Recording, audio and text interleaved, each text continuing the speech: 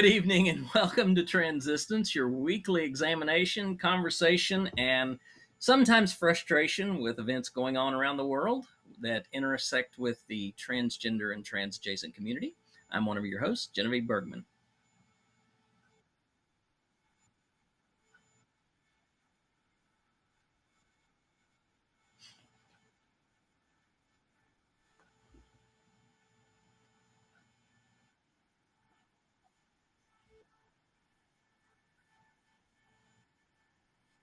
Yep. No sound, Emily. Can't hear. I guess they can hear me. They just can't hear you. So while you're working on that, um, so Russian legislators are working to expand the propaganda law that they released a couple of years ago. The law essentially, at that point, restricted any type of LGBTQ plus material uh, from being shown to minors. Currently, they are looking to expand the ban to include all ages. And so this would take any promotional material, any informational material, anything that had anything to do with non traditional sexual relation. And they're wanting to take it across the board. Offline print, uh, media, talking about it in the news or on television shows, the internet, blocking any internet sites that would have to do with this material, Oh, wow. social networks, so any social media would be screened for that, and finally, any movies that are shown online. Now, the the big push here is that if Russia is pushing a total blockout of LGBTQ plus media, you have to look at what's happening here in the United States at the same time. And you have to look at the fact that we already have a push in Florida to extend the don't say gay portion of conversation about LGBTQ plus material into the obscene category Mhm. and categorizing it as obscene conversation. You also have individuals in Virginia, you had politicians who were suing to have Barnes and Noble remove a book or two books from their shelves and being sold in Virginia. So when you look at what Russia is attempting to, look at doing, and then you compare that with what I almost said the Russian party here in the U.S., the Republican Party here in the U.S., you see some very dangerous parallels. And yeah, and some good Freudian slips there. Um, yeah, the real problem here. I mean, yes, banning the LGBT content is problematic. What they're doing is they're labeling LGBTQ plus content of any type as propaganda, which Right. is the, like you said, the Russian party here in the United States. It's one of their talking points. You know, that Yeah. anything LGBT or quote unquote woke or anything like that is propaganda, is some kind of agenda. Right. And I mean, first of all, if there's any country that knows anything about propaganda, it would be Russia. They have people still working within the government who were a part of the Soviet government who, they watched propaganda being generated and distributed, you know, as news. And so that country knows propaganda. So whenever they start using that word to defame anything else, that's really bad news because the moment they start using that kind of language, we're looking at gulags being um, filled with political prisoners again. Mm-hmm. Because the moment you start propaganda language, you're talking about speaking against the interests of the state. And once again, you have to look at what's happening in Russia and compare it with what the Republican Party is pushing here in the United States.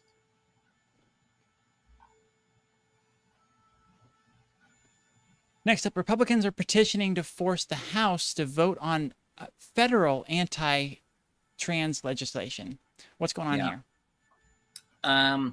There has been an effort among Republicans to get trans sports legislation enacted before the Congress so that the prohibition of transgender women in women's sports would be a federal issue and no longer just a state's issue.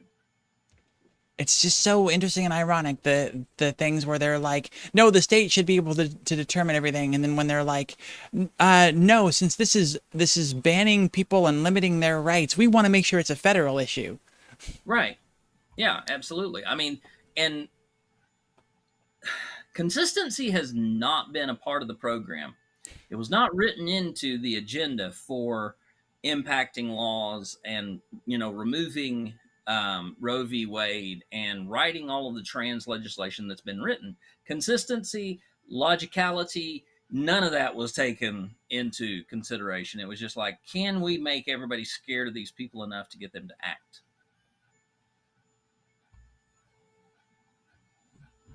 Next up, Tory frontrunner, this is in Britain, Penny Mordon, makes crude anti-trans willy jibe at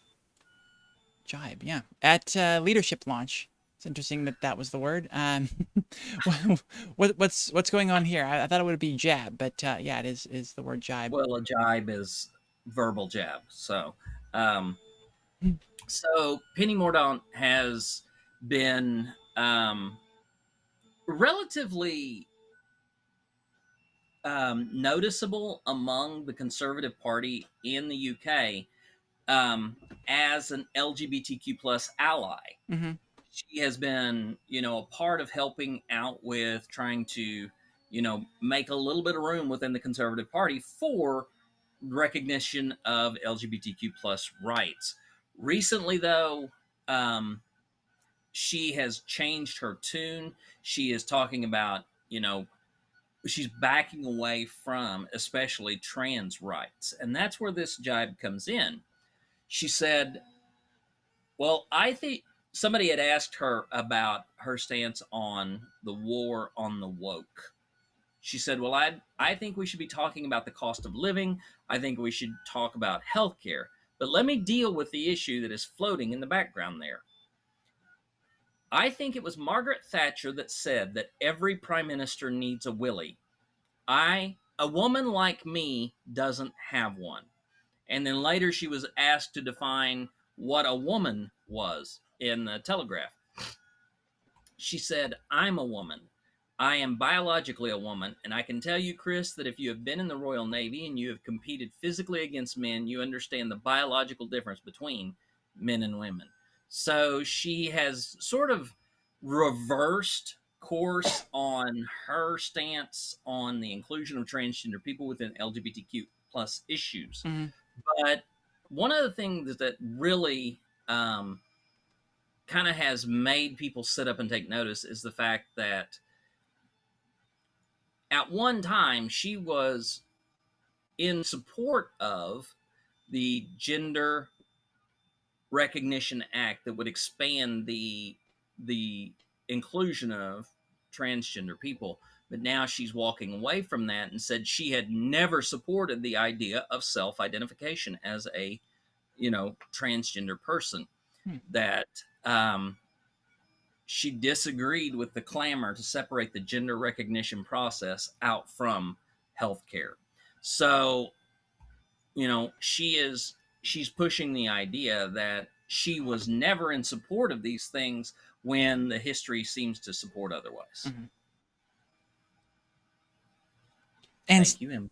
Staying on that side of the pond, liberal Democrats the boss of the liberal Democrats, shuts down the LGBT Alliance's claim it will attend the party conference. What is Yeah. going on here? This is kind of a fun one. All right. For those who don't know, the LGBT Alliance is a movement in Great Britain that is intentionally trying to separate lesbian, gay, and bisexual issues and interests from trans interests. They want to remove transgender people from LGBTQ plus discussions.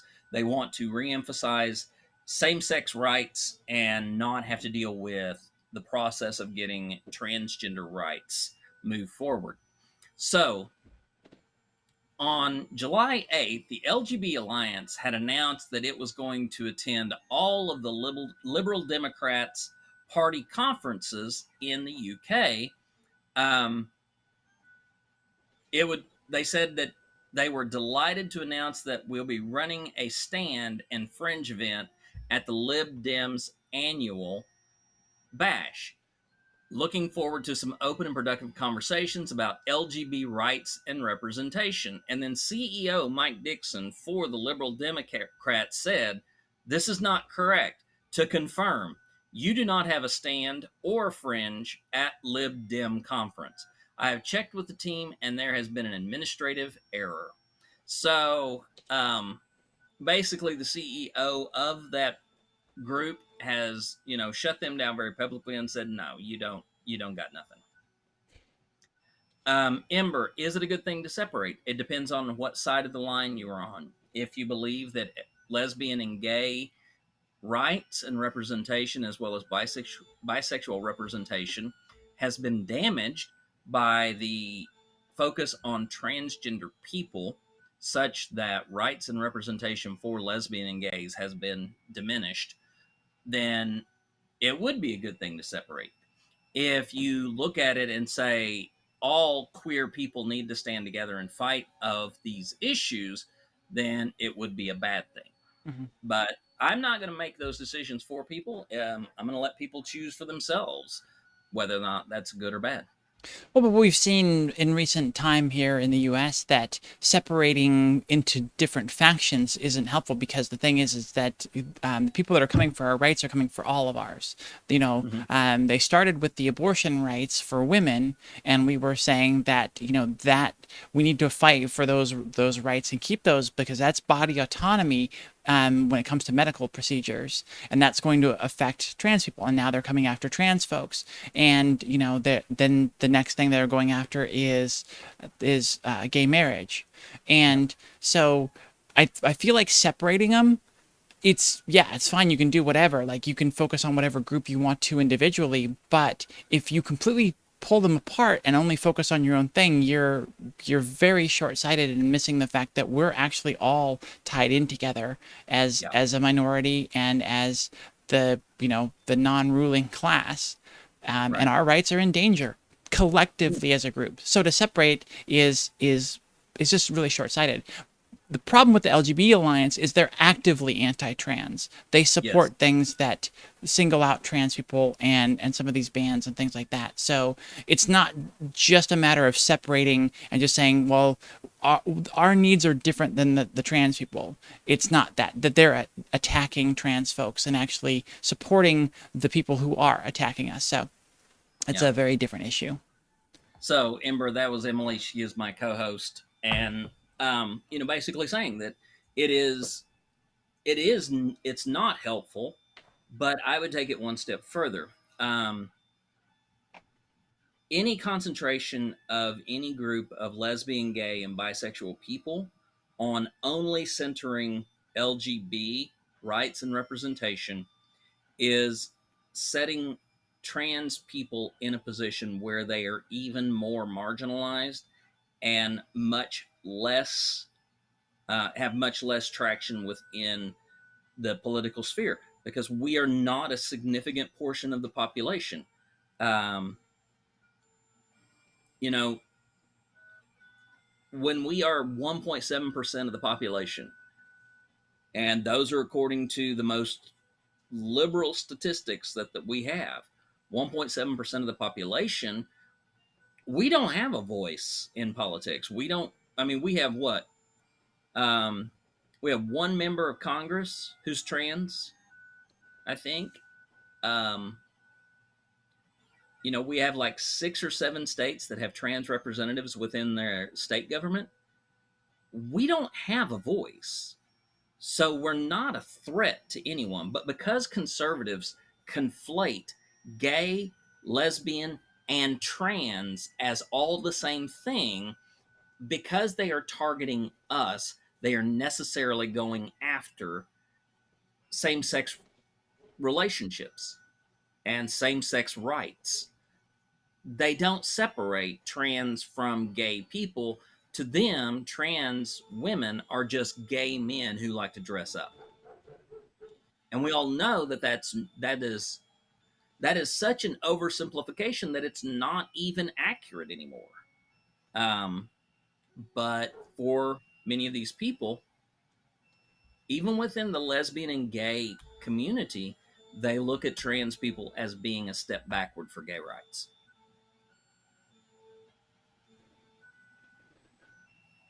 Okay, the headline that's been in the ticker for a while. A GOP lawmaker admits his research for an anti-trans bill that he put forth involved watching YouTube videos. What's this scholar up to here, Jeannie?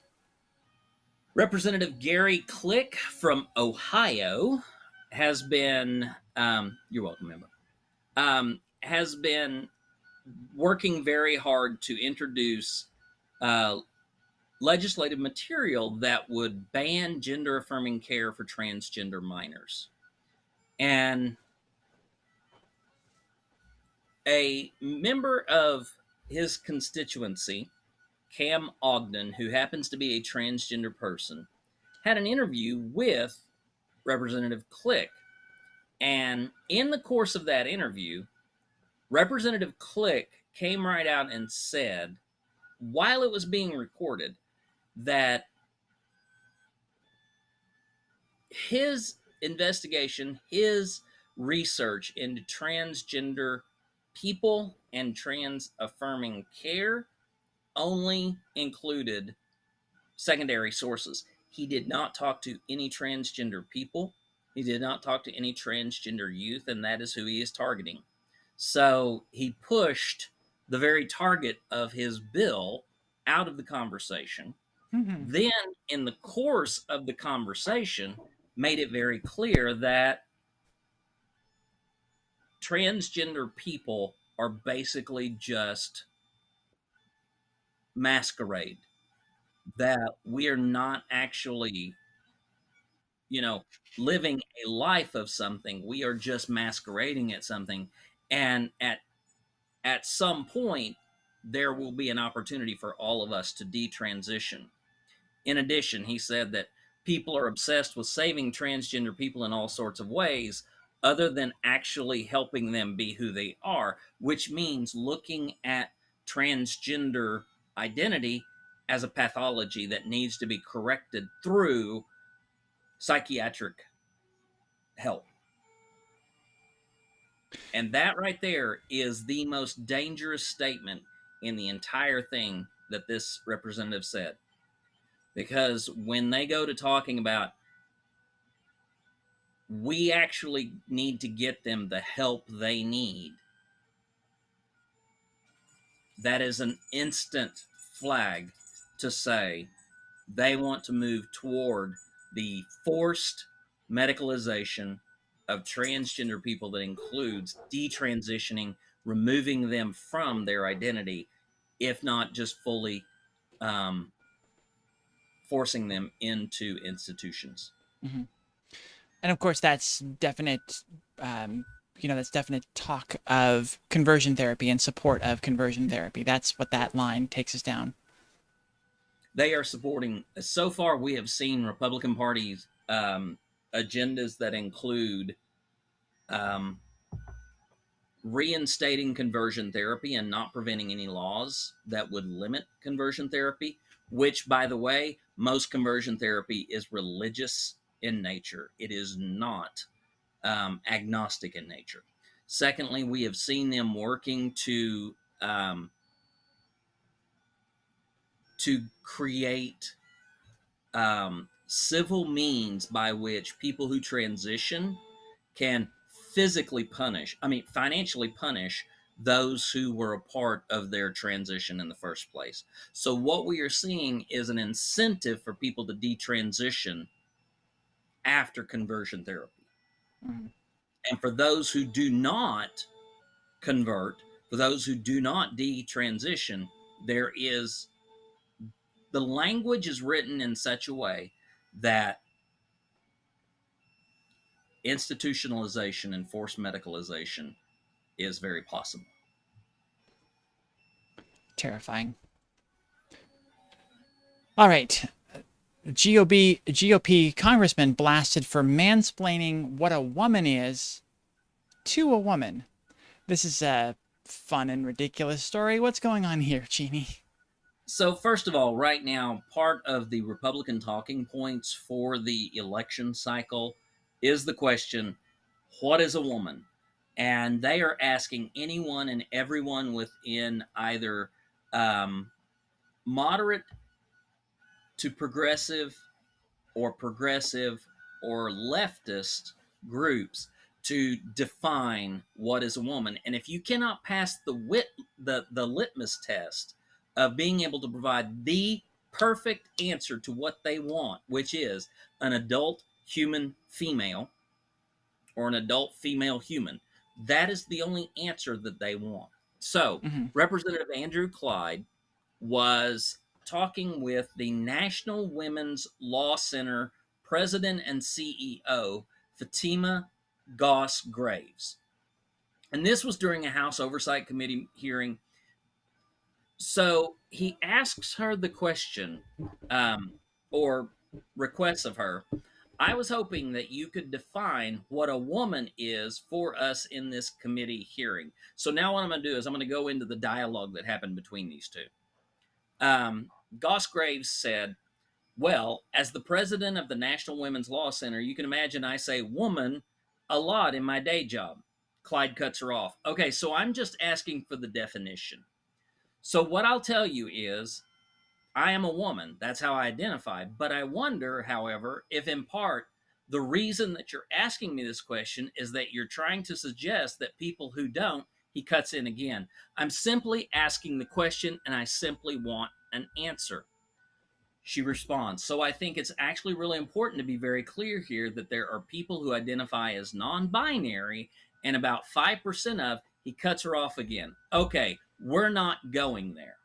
I was hoping you would say something that maybe we learned in high school biology that has to do with X and Y chromosomes, which define male and female, but I guess we're not going to get there.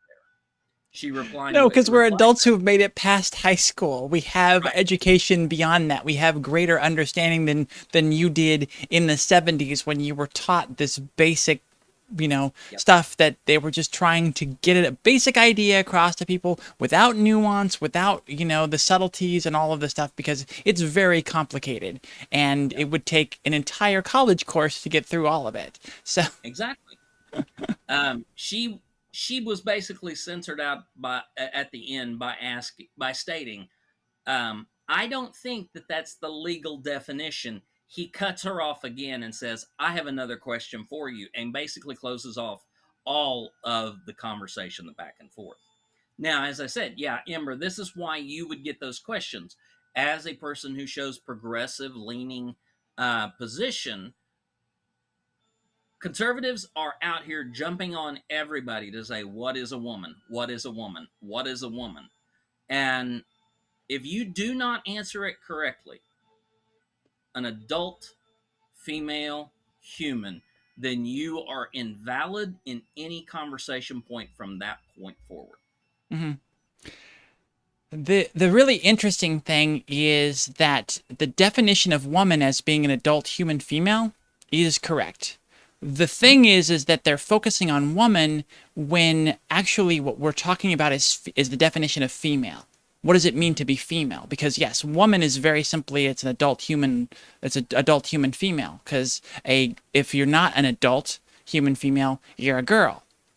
Right.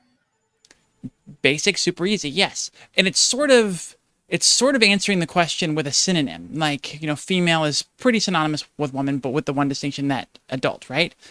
But the thing that we're challenging here is the definition of female and what that means. And they're trying to stick to this high school or elementary school understanding of what biology is that is very limited and doesn't include all the facts. Right. Well, and it goes one step further than that, and that is that even in the definition that seems very simplistic, adult, female, human, all three of those have nuanced understandings that you cannot simply say, these are the words that provide a simple definition for this other word. Each one of them has nuanced understanding. What is an adult? We are currently debating on what makes human a human. I mean, that's the entirety of the abortion debate. At what point does that collection of cells become a human being? So basically, all of this conversation about what is a woman, expecting this one quote unquote simple answer, it deserves, the only response is you look at the person who asked it and you say an adult human female or adult female human, but define adult for me. Start with adult, because by God, you cannot get them to give you a complete answer. Well, I would love to see this number too of like, how would you define human? That would be a tough one. But yeah, sort of a ridiculous thing, and it's very it's very minimalizing, and it's just actively ignoring science and fact and all of the information that's out there and available. All right, let's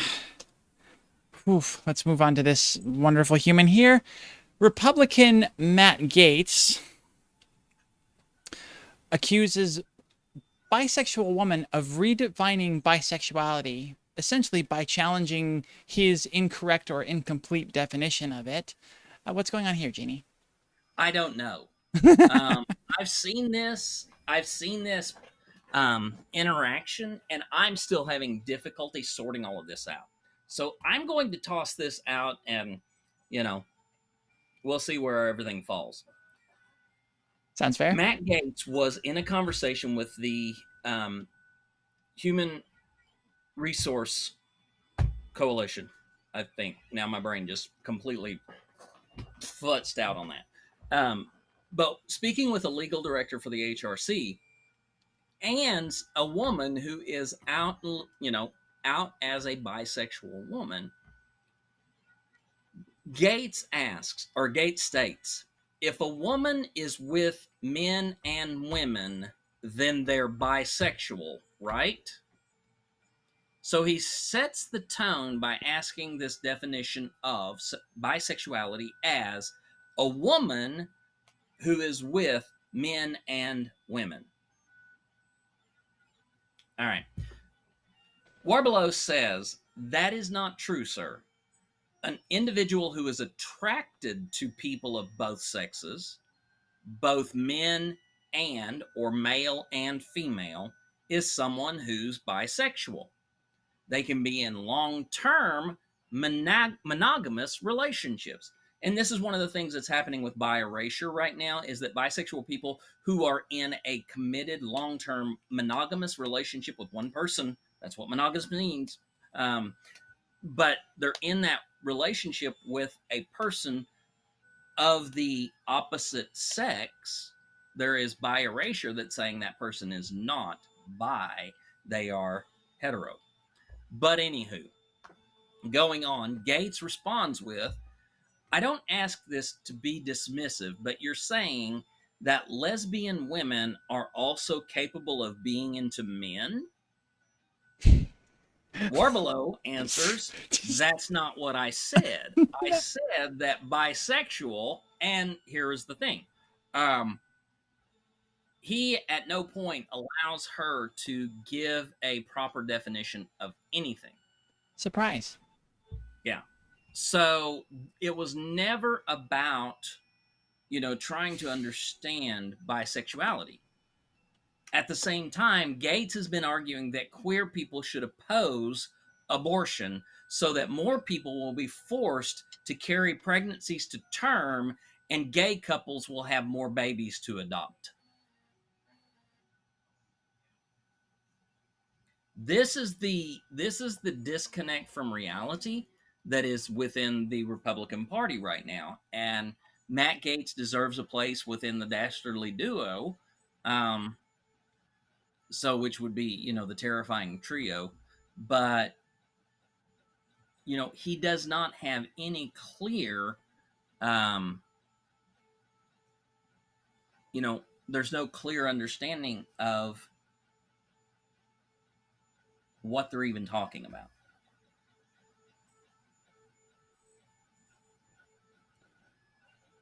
Let's see what our next headline is here. Okay.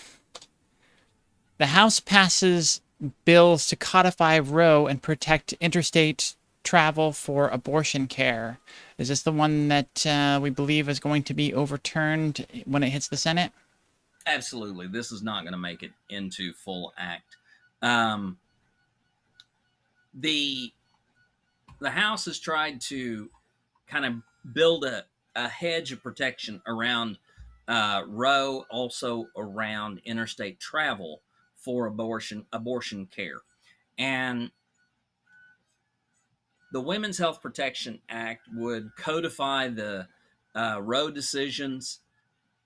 The Ensuring Access to Abortion Act would allow protections for people who have to travel out of state to receive abortion care. We know that this is going to push all the way into the Senate and it's going to die at that point, but it's probably a good thing it does. And the reason why I say that is Roe is its own battle. The one to really look at would be ensuring access to abortion. If that act were to pass, we now have another nail in the coffin of constitutional battles. If that were to be passed, we would now have another constitutional conflict where is it federal or is it state? Is it, is it a total, country issue or is it a state issue? It was established very early on within the states after the Constitution was ratified. In fact, it was part of the movement from the Articles of Confederation into the Constitution that interstate commerce, interstate actions were something that was regulated by the federal government. So anytime that there is something that passes from one state over a state line into another state, it is at that point that the federal government can step in and have jurisdiction. If this bill were to pass, you would have a fight being built on another front to say this is a states versus federal issue. And the question is, how much can our political system stand with all of these states versus federal right or federal jurisdiction or authority, issues are concerned? How long can we go as a country with a significant portion of the United States pushing the state's agenda while there is another portion of the country that is pushing for federal agenda? Because since we do not have a slavery issue any longer, this civil war will be a true constitutional battle. They're going to push against each other until we do see another war develop that is a civil war. It is part of the country against another part of the country over issues of ideology.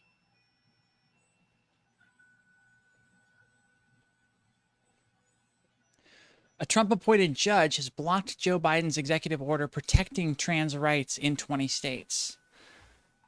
This is something we would have seen coming. What's going on here, Jeannie? So we talked about President Biden issuing an executive order to sort of put some stumbling blocks in the way of anti-trans legislation, anti-LGBTQ plus discrimination in legislation, and a federal judge stepped in and basically said that um, the executive order of the president in 2021 directly interferes with and threatens the plaintiff state's ability to continue enforcing their state laws. So, what we're looking at is how does Title IX get applied when it comes to transgender and LGBTQ plus issues? And President Biden basically came out through his executive order and said Title IX is also applicable in sexual orientation and gender identity concerns due to the fact that Title IX bans discrimination on the basis of sex. And both sexual orientation and gender identity center the subject of sex within the conversations.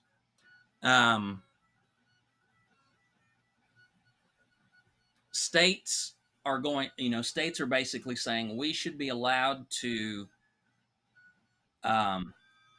enact certain laws that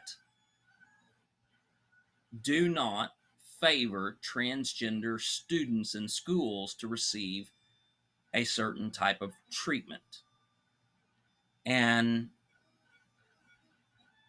on the flip side of that is that they're saying we want the right to not recognize transgender youth as people of full right, and therefore we are going to demand the discrimination against them. They are coming right out and saying the words almost, we demand the right to discriminate against transgender people. Yeah, and that's an interesting thing. It becomes the debate of like, because they're pushing forth this lie that it's protecting women's sports and these other things, protecting women's safe spaces, all of this stuff. So they feel this, they feel like they're presenting this altruistic stance on it, and yet, it is just specifically targeting a group and limiting their rights and their ability to participate in society the way that other people are allowed to, without any hassle. Right. And that appears to clearly be a federal issue and an issue of like, no, you cannot discriminate against people based on, a certain classification. It's sort of a whole thing we're about here. And yet it's interesting that they're like, no, but we should have the right to, because we're, the states' rights part of the Constitution. Yeah. And I wish there were an easier way to deal with this, but there isn't. The ultimate issue is, quite frankly, does every person in this country have the same legal rights as every other person in this country? And if the answer is no, then we are then creating a new issue that is parallel to the slavery issue of the Civil War. The Florida school acts as anti-LGBTQ bullying prevention measure because of the Don't Say Gay law. This is a nasty little side effect of that. What's going on here? Yeah, so of course the Don't Say Gay law was put in place to limit the conversations or the ability to have conversations about sexual orientation, gender identity, and sexual development. the Duval County Public Schools removed one of their anti-bullying videos, which they had used. And it was removed, according to a spokesperson, for legal review to ensure that the content complies with recent state legislation, basically saying that the video was co-written by some students, and so it had very student appropriate and student specific language that was basically teenagers talking to teenagers. It's a critical resource that's now no longer available to help teachers support students. So, because it is not age appropriate, um, basically it was students who had an input on this. It's quite possible that it wouldn't pass the don't get say gay litmus test, and that a school would be liable for a civil lawsuit.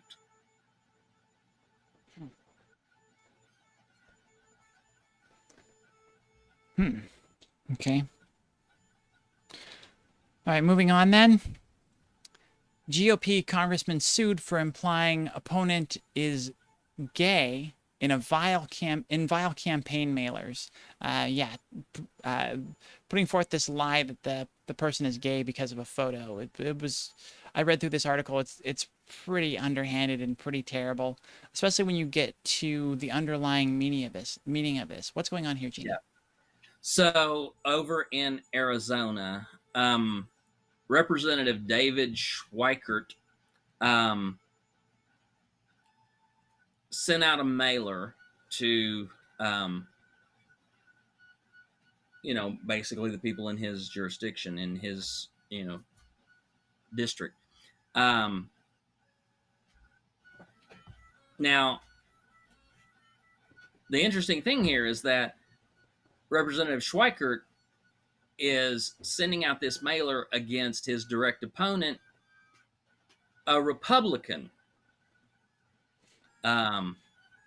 who's running for the same office. So the mailer that was sent out and signs that were posted used a picture from 2018 of the opponent with a male friend after they had come outside of a club or a bar, and they had arms around each other.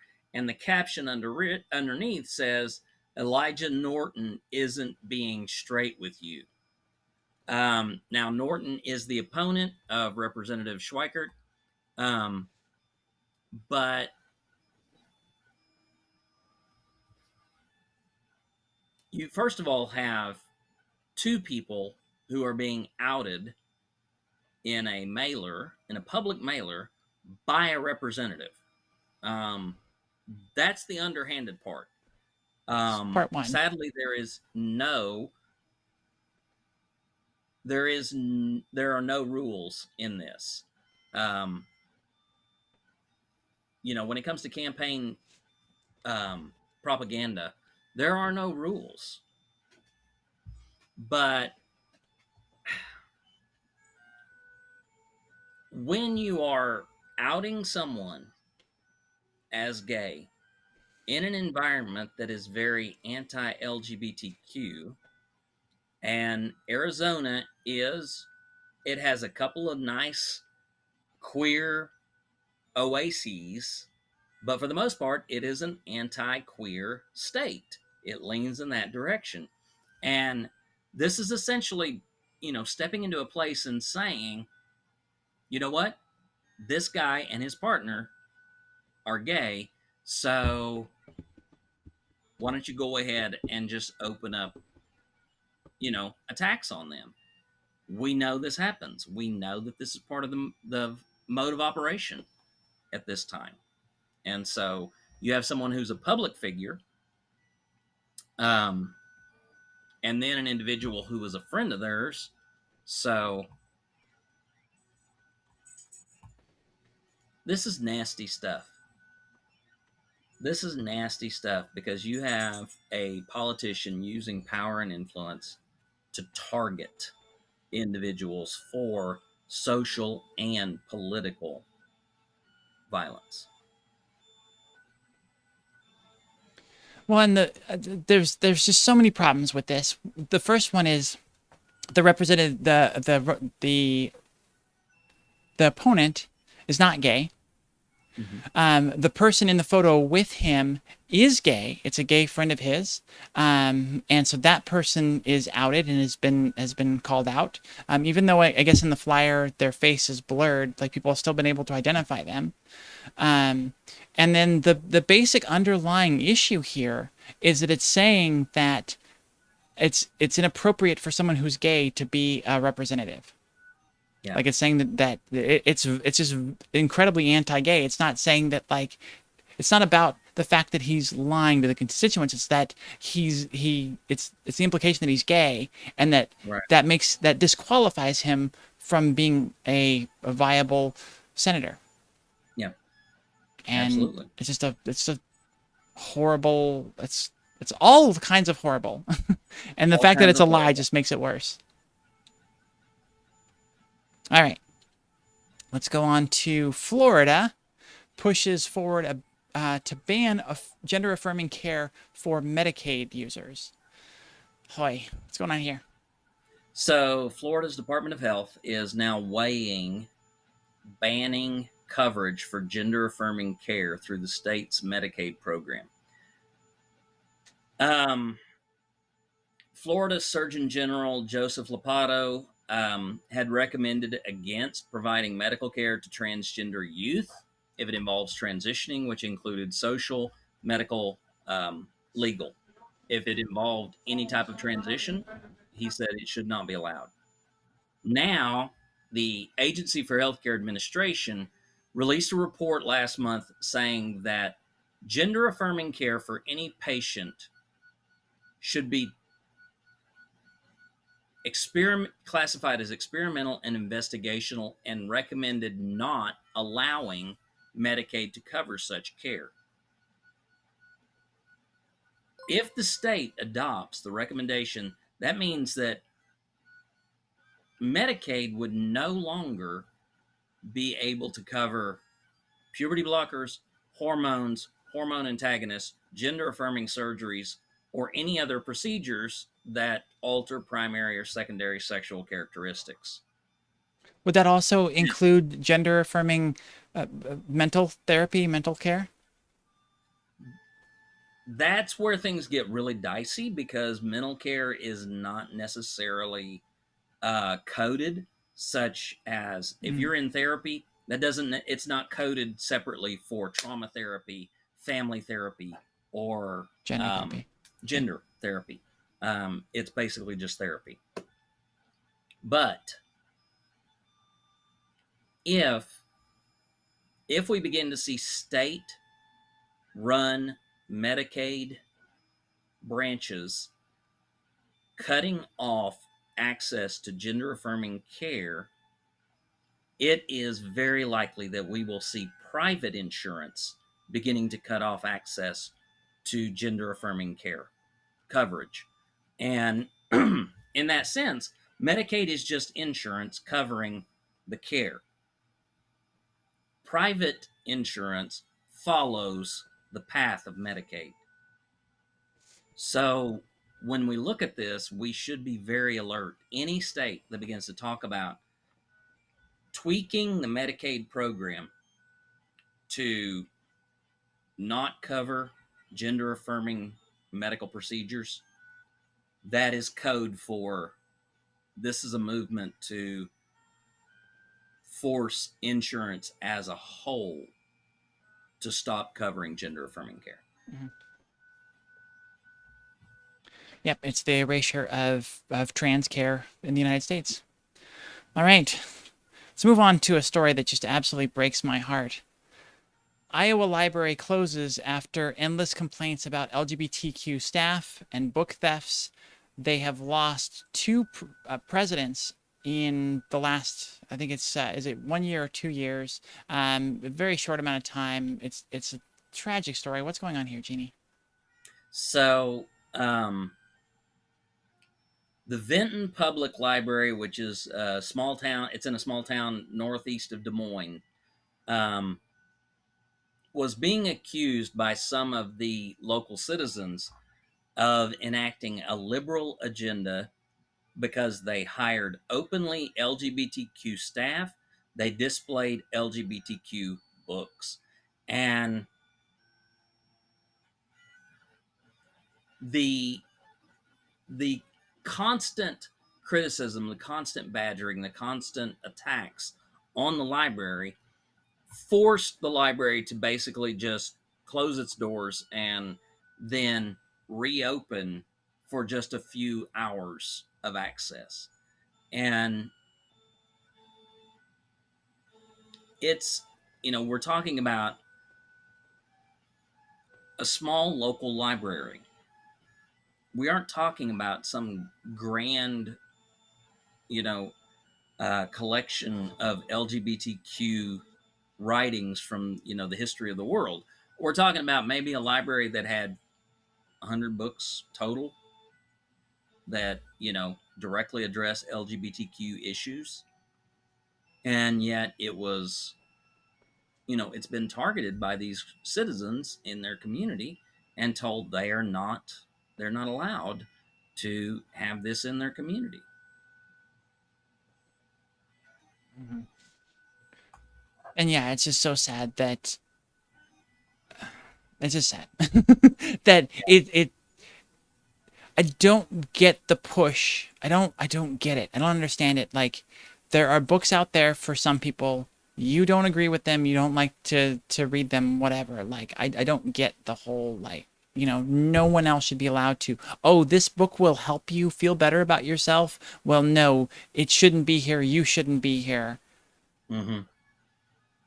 It's just tragic. Yeah, everyone's own moral agenda is the arbiter of right for everyone, Hmm.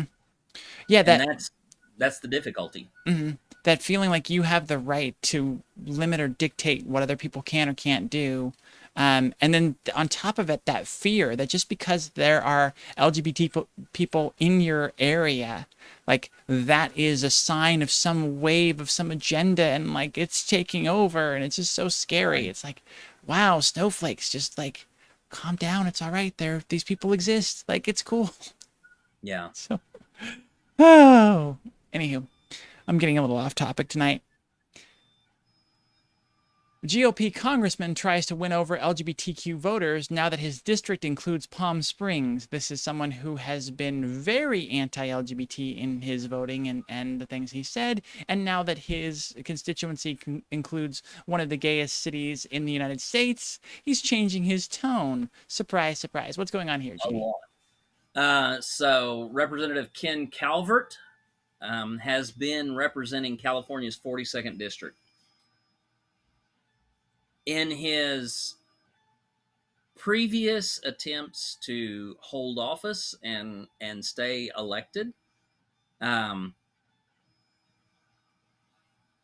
he was very much for the overturning of any same-sex related legislation.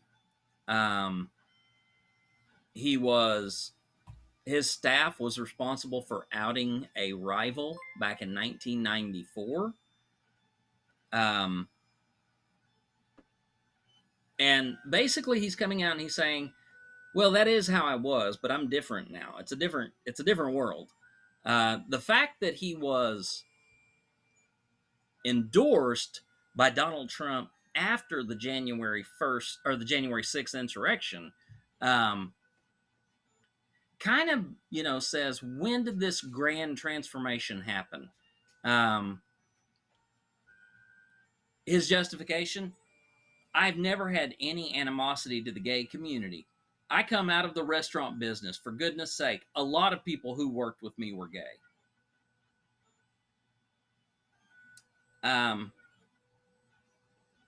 so we all know that person who has that one gay friend. Yeah, this guy knows people who used to be on his payroll who were gay. And that's part of his, you know, saying that he has no animosity toward the gay community. Great. You have no animosity toward the gay community? How about trans community? Well, and how about voting then with, with actually using your voice and voting for things that protect people instead of, limiting Yeah, their rights and attacking them? imagine that. So we're moving on here. Let's get to something positive. Washington, D.C. to open the first LGBTQ plus homeless shelter for adults. This is great. What's going on here, Jeannie? The LGBTQ plus adult shelter will have 40 beds for individuals age 25 and older. It is in Southeast DC, and using money from the American Rescue Plan, local government has established and will operate the shelter. Um, this is going to open up in August, but what it does is it provides a place for LGBTQ plus individuals who happen to be homeless, um, or not connected. They don't have a safe place to be. Um, it now provides them with access to medical care, victims assistance, job placement, education, housing, mental health, and substance abuse treatment. And I don't know what this is going to lead to. There's always somebody who's going to snap back.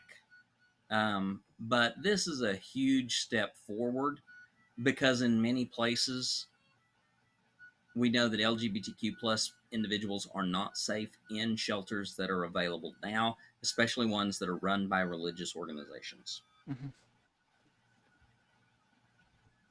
Yeah, like I said, it's absolutely great news. I'm so excited for that. That's Yeah, it wonderful. is. Flipping to the other side of the page here.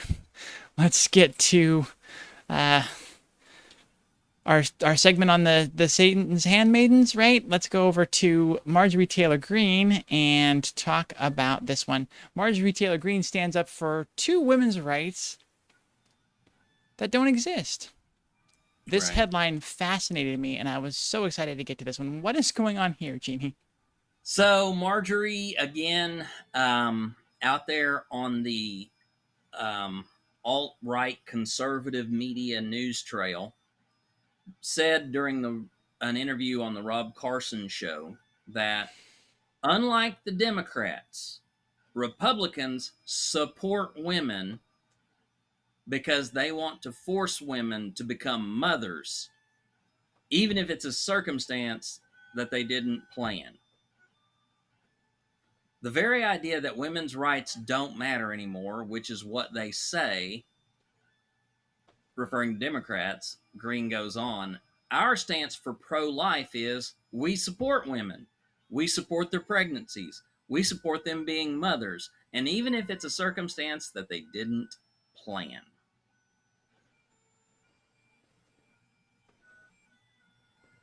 None of that adds up. Oh, yeah, it does. It really does. Now, you have to do a special kind of math to get there. Ah, okay. Okay? So, first of all, women are only valuable if they can make babies. Women are valid only if they can make babies. If a woman can't make babies, she is not valid nor valuable. You have to start with that, okay? And it's just like in geometry. You got to have a proof. This is proof. Mm-hmm. How do we know it's proof? It's in the Bible.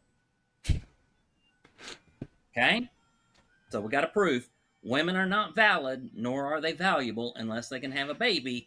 The inverse of that is true. If a woman cannot have a baby, she is neither valid nor valuable. See, I missed that part of the Bible. I need to read it more. Okay, so that's our proof. Now we can build on that, right? Republicans are saying we fight for women's right by making sure that women are valid and valuable. Mm-hmm. Okay? They see women as valid and valuable. But remember the proof. When you enter in, women are valid and valuable, it has a very strict definition of if they can make a baby. Mm-hmm. Once they can't make a baby, they are no longer valid nor valuable. So she went on from there to say, we also support women's rights, our right to privacy, our right to have privacy in our bathrooms, our right to compete in our women's sports without being threatened by biological men. And so all of this is a slap in our face.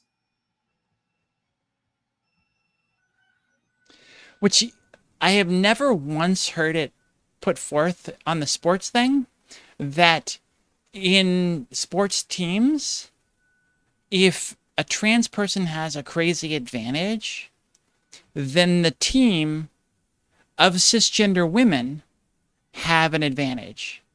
Mm-hmm. I mean, it's never mentioned. It's just never mentioned. I mean, right. We can't do that. Yeah, we have to base our arguments on false premises to begin with, and then build on that logic, like you just proved there. Emily, I know this one's going to get me censured, if not completely fired. But it's not a false premise. It's a balls presence.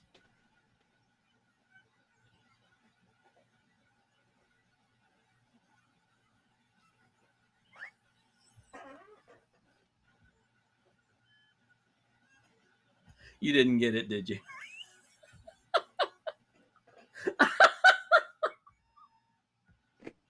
This kidder. You're a goofball. Surprise, surprise. We still get to talk about Marjorie Taylor Greene. This is a separate article, right? Now, Marjorie Taylor Greene calls non-biological parents a danger to children. This, Yeah. Here's another premise. What's going on here? So, context. Again, she was talking with, Gender Meowster.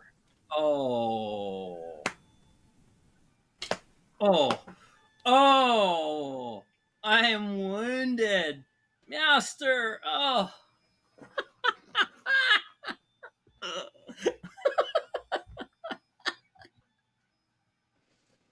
Clipping the Clip it all. Just clip it all. Just clip the whole thing. We'll make a big master edit out of that. There was right. a lot of great stuff in there. Whew. So good times. So context. Marjorie Taylor Greene was talking with Alex Stein, who got a little bit of attention last week because he approached Representative Alexandria Ocasio-Cortez on the Capitol steps and called her a sexy big booty Latina. So she's talking with this giant of intellectual discourse, and said that children are in great danger because traditional family values are being destroyed. The idea that mom and dad together, not fake mom and fake dad, but the biological mom and biological dad can raise their children together and do what's right for their children, raising them to be confident in who they are, their identity. Their identity is, they're a child made by God. So essentially what she's saying is that only a biological mom and a biological dad have what it takes to raise a child in a healthy manner. Mm-hmm. Because they're a child made by God.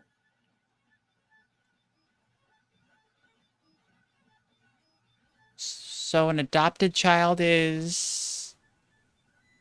Okay, so that's the big argument.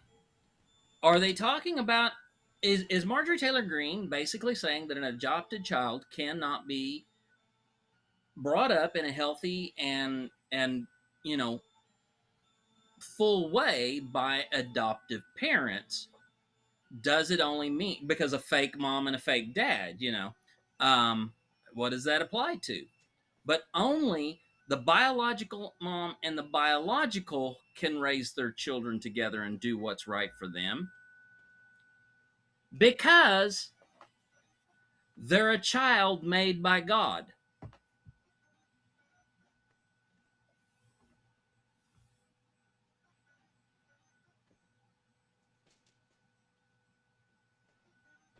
Y'all are missing it.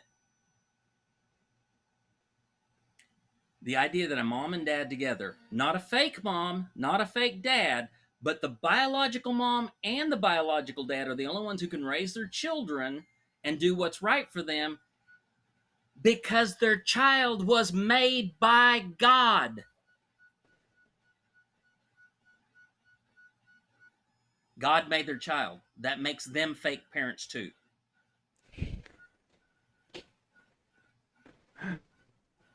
This is why Marjorie Taylor Greene is invited to not close her mouth because she provides some great points. It's A gold, Jerry, child gold. made by God does not have biological mother or father. Even Jesus had a biological mother. So a child made by God would not have a biological mother or father. Look at it this way. Adam and Eve didn't have biological mother and father. Well, and Jesus didn't have a biological father then either. Yeah, exactly. Right? Let's get God on Jerry Springer right now. Because he's a deadbeat dad. I mean, let's just, deal with it. Yeah, it's just so hilariously flawed and terrible. It's just Mira, you nail it on the head. Don't abort because adoption, but also kids that get adopted can't be raised right. So you can't abort them and you can't give them up for adoption. Do you know what the next logical conclusion is? what's that? Slave markets. What's that? Slave markets. Slave markets. I mean, if you can't abort them and they can't be raised right by adoption, what's left? Yeah, and if the father isn't present, if the father isn't around, then you don't have both parents, so that it can't be a child of God. Then, therefore, because like if you bring in another fatherly figure, they will have adopted, so that it's not therefore a child of God. So yeah, like the whole thing is off. Like it's just. And since we are resetting the clocks back to the 1800s, we know that the slave trade was a part of capitalism and which party supports capitalism more than the other. Well, not only that, but extreme historical capitalism.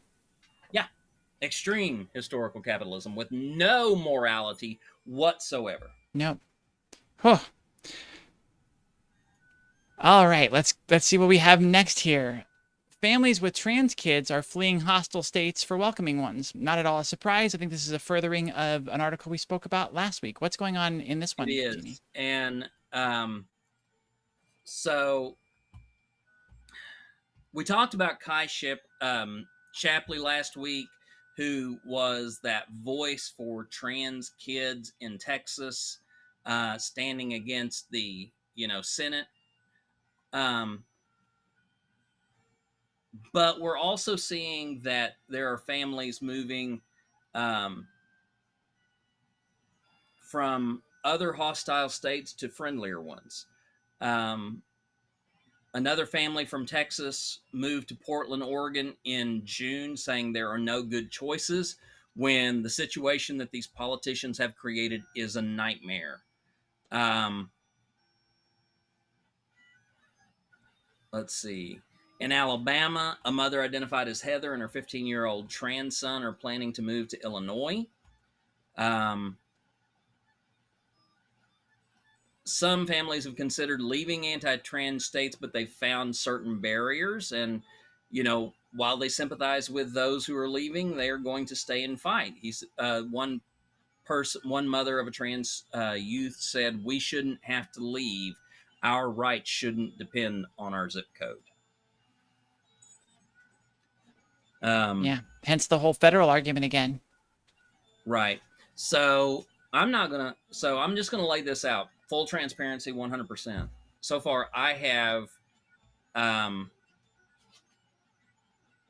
I have looked at what it would take to move to a sanctuary state, a safer state, and another country. Um, for me right now, financially, it's completely impossible. There's no way that I can move anywhere right now. So I have to basically hunker and bunker in this state. Um, but I am still looking for the means to get to a safer place because I do not like what I see.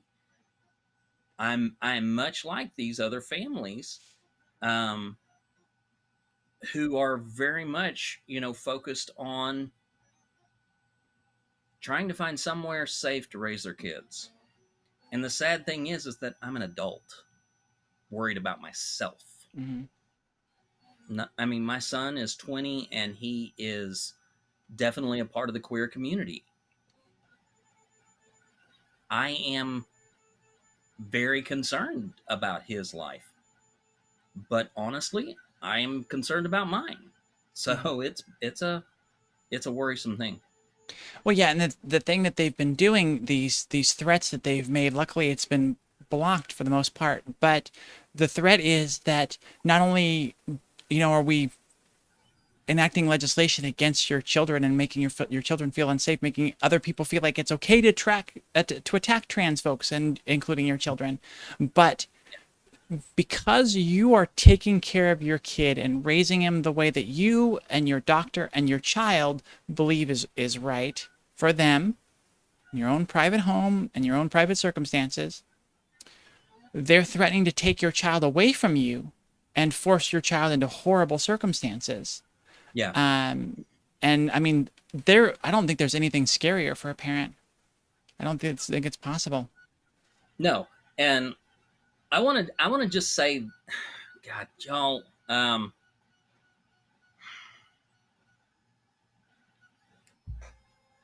for those who don't know my background, I grew up conservative, near charismatic, rural Oklahoma Christian.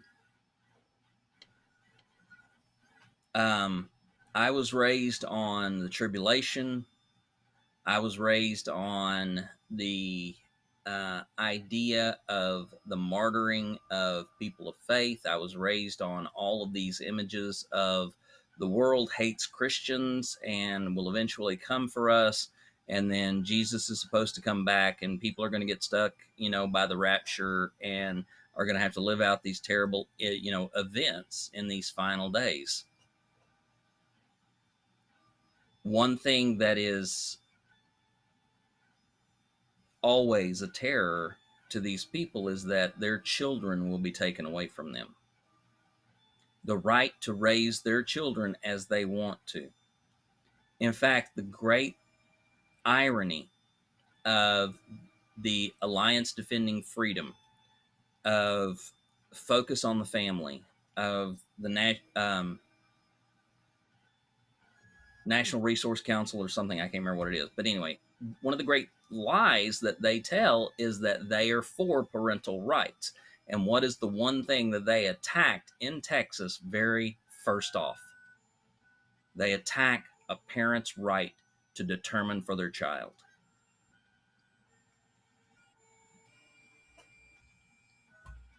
Thank you, Miss Katie Bell. I appreciate you. Family Resource Council. Thank you, Luna.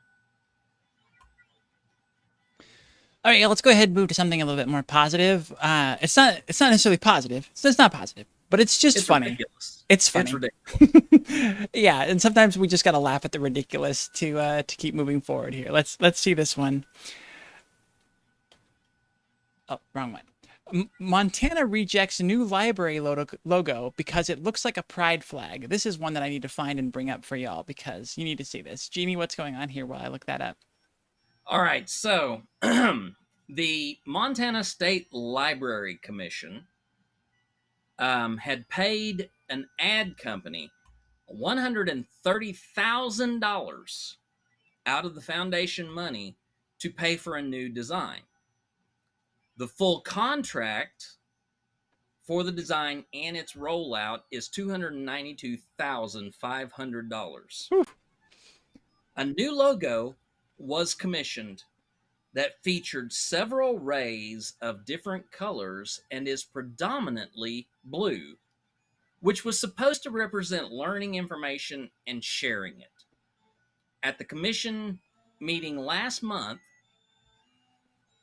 a representative of the ad company said that people really liked it for the way that it provided clarity, how the prism, like the library, is a vehicle for distributing information in a new and different way.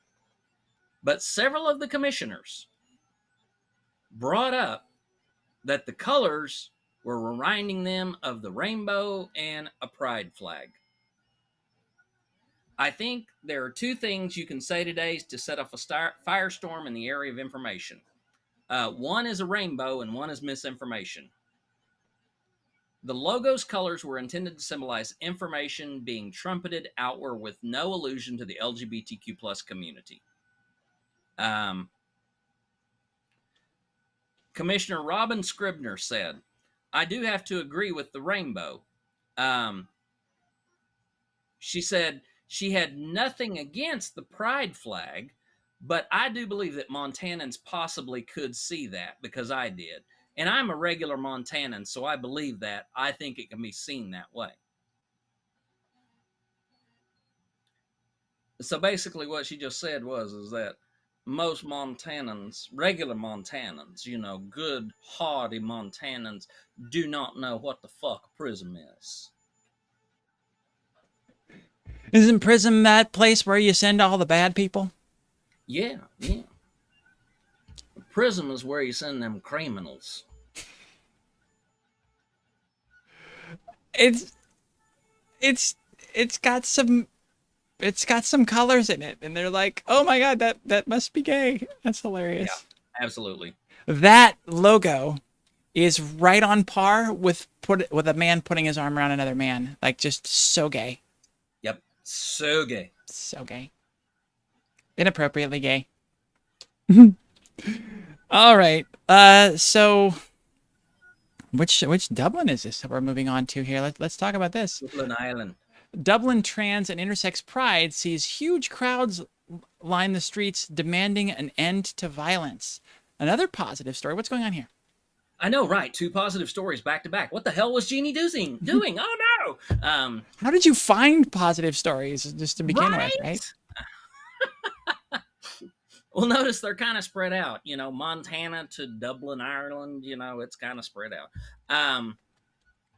So as many as 2,000 people marched in a trans and intersex pride march, but the trans pride, the Dublin trans pride march was basically surrounded by crowds of people who are basically, saying that, we are tired of this. We're tired of people being demeaned and diminished. So, it's nice to see a place where trans people are being recognized in a positive way, in a bright way. It's wonderful to see some place recognizing that trans people exist and are worthy. Yeah. Well, and considering, it's like just how bad it's been for LGBT folks, especially trans folks in England. There's a lot of stuff that's been coming up, and so it's really good to see their neighbors being so supportive and wonderful. All right. Now we're going to shift the mood, unfortunately.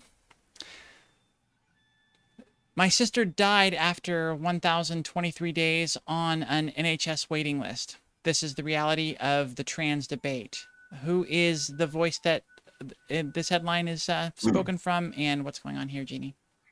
Kate Littman is the one speaking, and we have brought we brought some attention to the fact that in the UK, specifically within Britain, the National Health Service is very, very slow to resourcing um, transgender people into transgender affirming care. Alice Littman,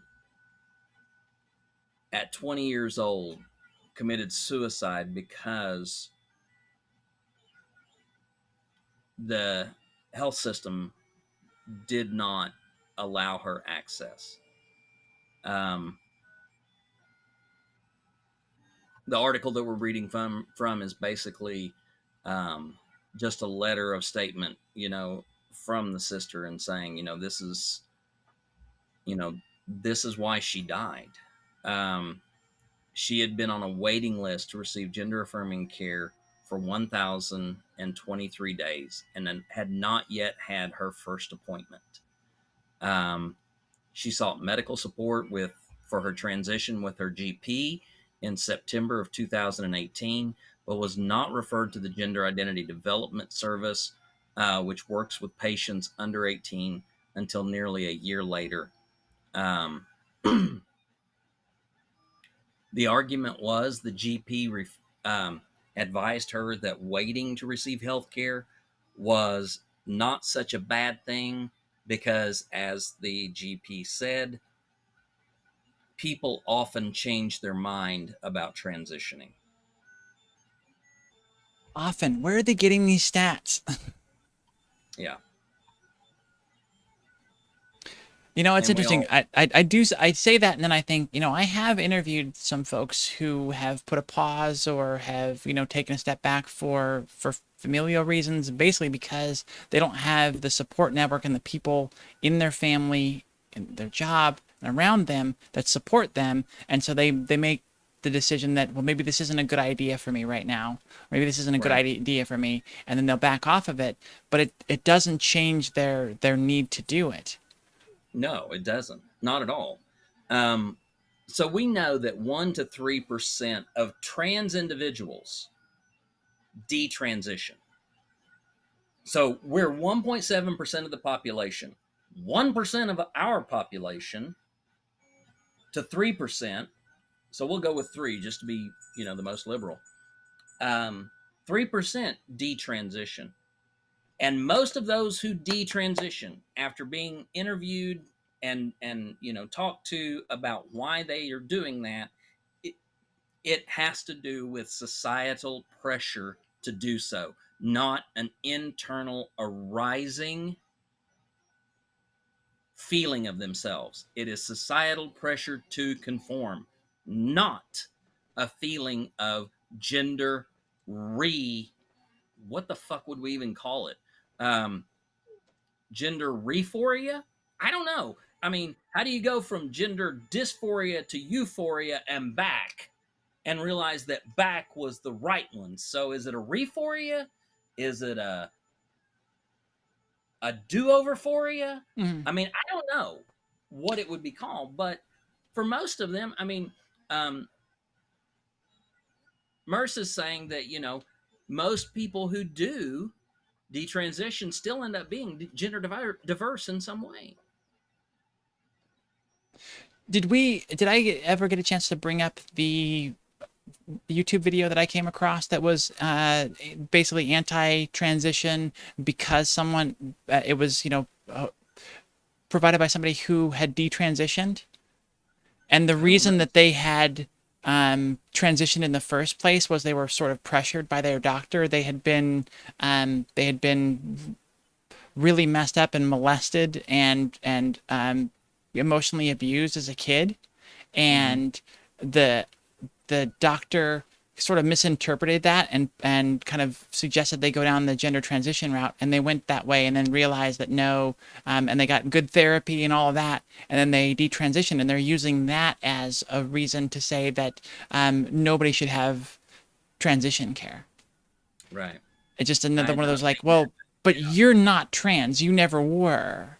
Right. Like, your story is tragic, and there are a lot of people that really fucked up in their story, but to use that as the example, sort of like you're saying, of like, this is why gender transition is BS or we shouldn't allow people to do it.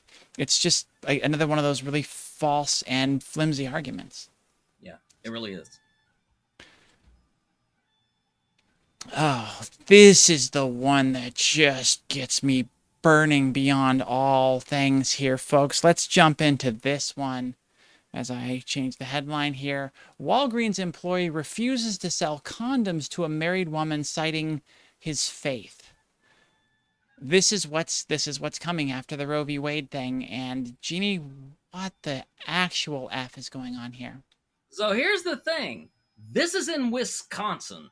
We're not even talking about the Deep South. This is Wisconsin. Jessica Pence was vacationing with her husband in Wisconsin. And she discovered that she had left her oral contraceptive at home. So she went to a Walgreens store in the city of Hayward to get some condoms. A very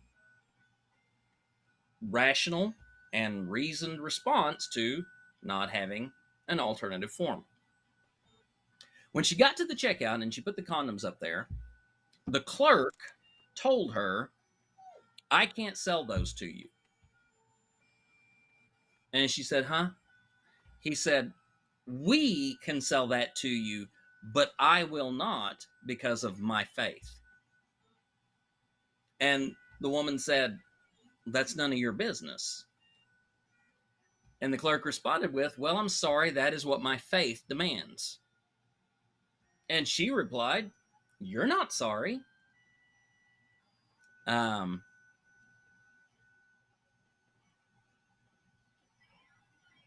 She said that she recognized that the line of customers who were lining up behind her, she was the only woman in the store.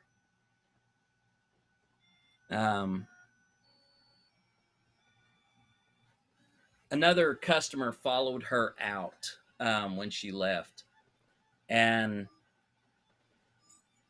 he told her, said it was complete bullshit and you handled it way better than I would have. When asked about the policy, Walgreens spokesperson said, "Our policy allows team members to step away from completing a transaction to which they have a moral objection and refer the transaction to a fellow team member or manager who will complete the request. They do not in any way have a policy that allows for a clerk to say, I refuse to do this for you because of my faith." And that person absolutely should be fired. There's no reason to call out the customer there in that case. There's no reason to to make anything public about that whatsoever. Just say, "Excuse me, I have to get someone else to help with this transaction. I'll be right back." Just keep it at that. That was incredibly unprofessional, absolutely unnecessary, and I really hope that they get fired for violating the truth of the policy. Jeannie was caught away. Sorry, I should. My apologies. My apologies. I should have stayed on my camera. I was hoping you were back. Sorry. This is where I need like the full thing where I have a picture up here of the feed of when you come back so I can bring it back in. Yeah. We're waiting for that. We're waiting for that. One day. Let's move to India now. India's first trans trainee commercial pilot blocked from flying over hormone treatment. This is actually a friend of mine who was a pilot. This was a concern of hers. The hormone treatments and things with their ability to fly. What's going on in this one, Jeannie? Yeah, and when I first read this, my first thought was, oh my God, this is what Mira has been talking, not Mira Featherbender, but Mira, our friend. Mira Dubs, yeah. So Adam Harry is working to become the first trans commercial pilot in India. But due to being on medical transition, Adam has been declared unfit to fly. Harry said that he'd been flying since before coming out. Initially, his family was funding his studies. However, when he came out as transgender, they cut off contact, so his family abandoned him. Nevertheless, the 23-year-old managed to get a private pilot's license, allowing him to fly as a hobby. And on returning to India, he received funding from the state government to continue training and secure his commercial license. But India's Directorate General of Civil Aviation told him he was unfit to fly because he had started hormone therapy. Knowing that he would need to be taking hormones for the rest of his life, he told the BBC it was like choosing between my career and gender identity. He said, I have a Class 2 medical clearance from South Africa Civil Aviation Authority, and they did not restrict me from taking hormones or undergoing any transition. Now, India started to make changes after Adam went public. The Federal Ministry of Social Justice and Empowerment got in touch with the aviation regulator, accusing it of discrimination. It also ordered the regulator to update its policy to be more inclusive of trans employees. The administration said in a press release that hormone therapy would not disqualify Harry from flying, and that finally, 2 years later, he could reapply for medical clearance as his true self. But this is an example of where procedures and issues of policy are not catching up with the movement of transgender people into spaces of equality.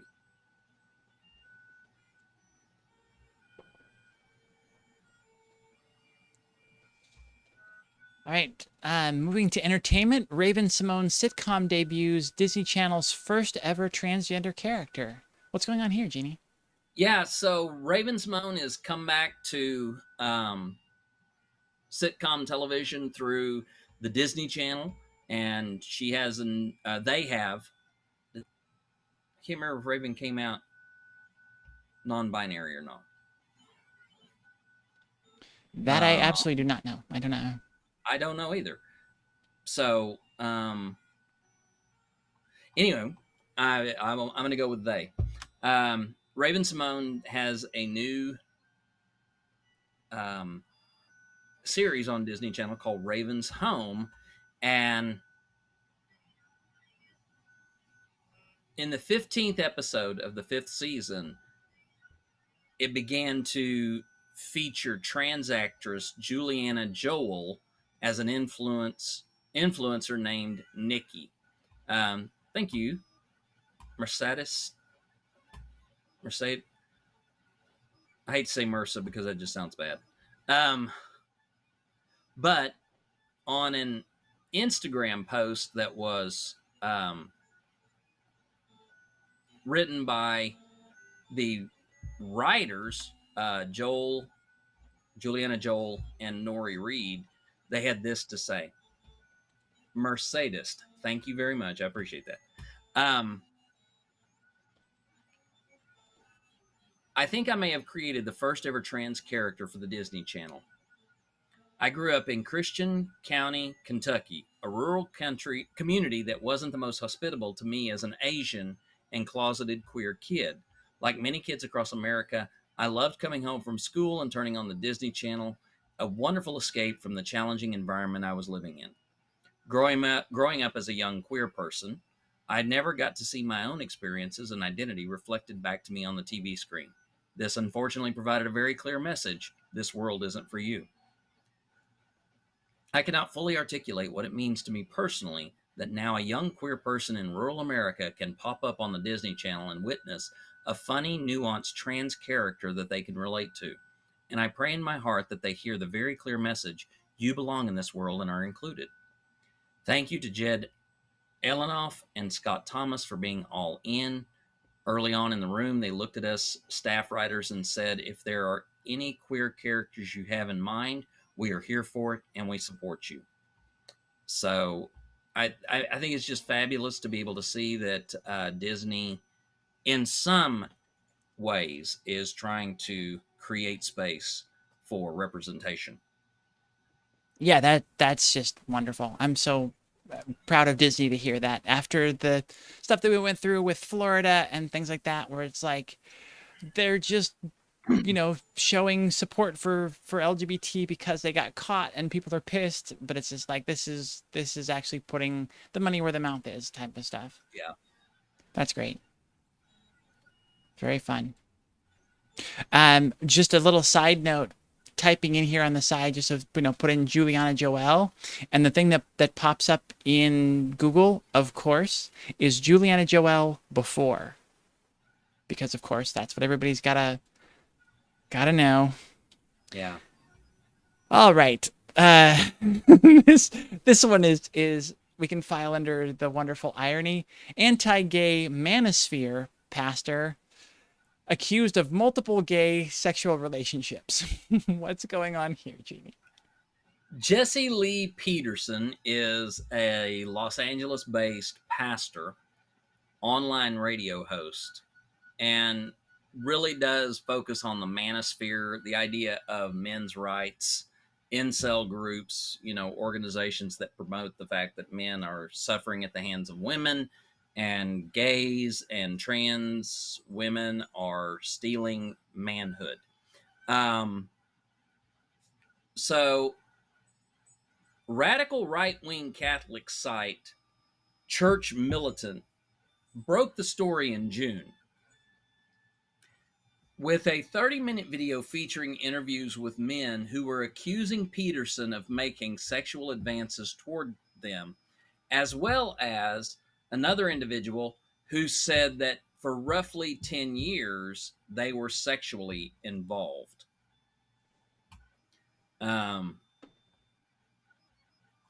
They didn't become sexually involved until 2005.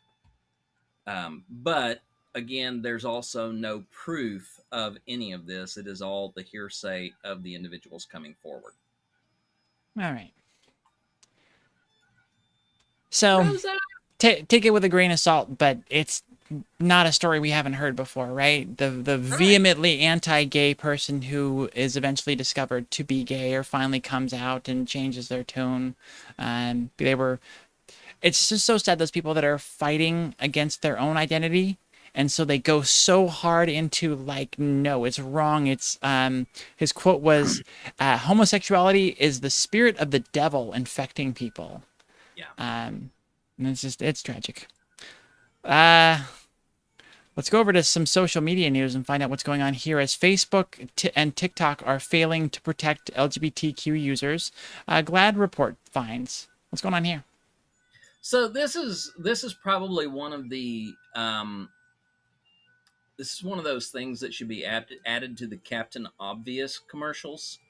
I love it. I love that. That's great. So it's like, Facebook and TikTok are failing to protect LGBTQ plus users, whether they be content creators or content consumers. How TikTok? could they possibly get that? TikTok? No. Like, Jeannie, you wouldn't have heard any of this, would you? This is news to you, right? Never. I have never faced any hate or threats or desires for me to swiftly end my presence in the living realm of this world. By the way, I have an entire folder over on my Facebook profile where you can look at screen captures of all of the wonderful affirmations that I have received from individuals on what I can do with myself when it comes to basically unaliving myself. But GLAAD, I guess, took a look at all of this and basically came out with, the conclusions that the policies that Facebook, Instagram, YouTube, TikTok, and Twitter have implemented basically shows that there is no true enforcement of those policies. I can just tell you from my own experience with TikTok that I have sent them direct, verbatim language misgendering me, dead naming me. And there's a policy on TikTok that prohibits misgendering or dead naming of trans individuals. I have turned that in, and TikTok has come back and said, no, no violation on that. Mm-hmm. It's like, TikTok, it's my fucking name, I know. Okay? It's my gender, I know. So how is there no violation when I'm looking at you and saying this person has dead named me? Mm-hmm. This person is misgendering me. But there is no complaint process to deal with that either. There is no way to create a more equitable and just policy system because they insulate and isolate, and those who are trans antagonistic or BIPOC antagonistic, um, the people who are antagonistic to any marginalized group, they know how to work the system. They know how to avoid the problems.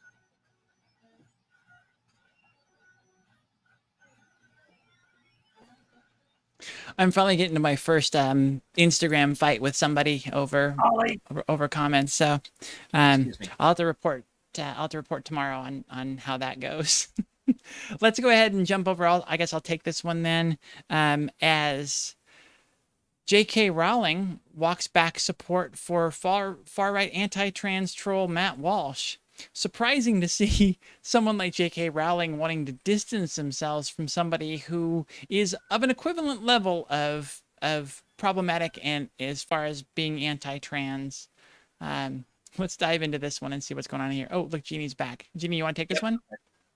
Yeah, I can still handle this. Okay. All trying to rummage.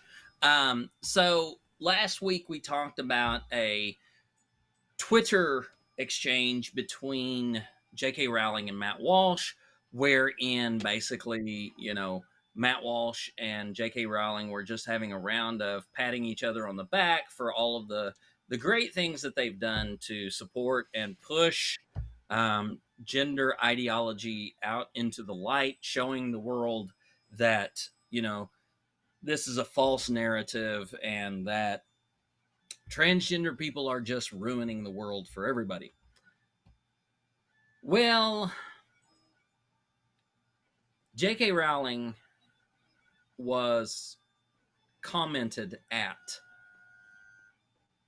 by an individual who said respectfully, and I sincerely mean respectfully, you need to fall back and support men like Matt Walsh.